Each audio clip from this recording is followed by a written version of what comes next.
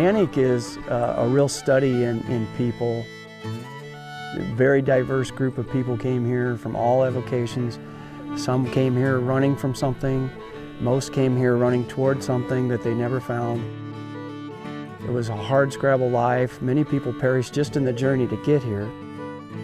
That anybody survives after arrival here is amazing. And it's a desolate place. It's a humbling place. It will humble you in short order. And you just got to give a lot of respect to the people that came here and stayed here and made it.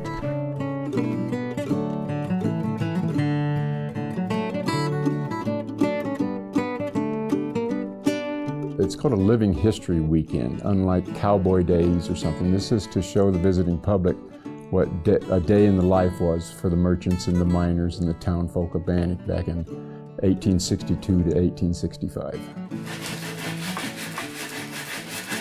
I portray a fellow by the name of William Sturgis, who built the first sawmill in Bannack, and he saw a need for that and said, well, I can make a lot more money and a better living selling wood than I can mining for gold with the rest of them. So, unless you live the history, you really can't appreciate it. Unless you live and sleep in a tent in the cold and actually use the tools that they used hundreds of years ago, you can't really appreciate what they did.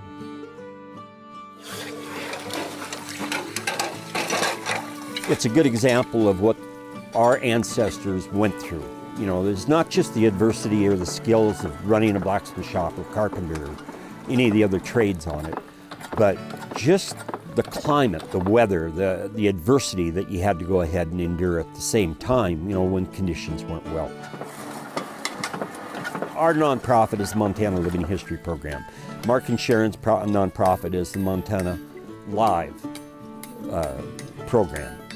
And so two different names, but with the same goals of going ahead and trying to teach history and to keep it alive and be able to show people, you know, especially the young kids coming up, to be able to show them the old ways and how things were done.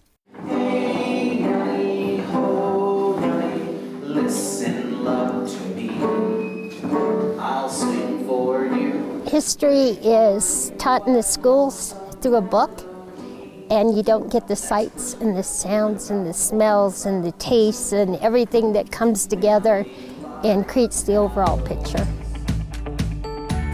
It's a very rewarding feeling, and especially when the school children come through, to get to be able to tell them history that you're pretty sure they're not getting in their classroom, and keep history alive.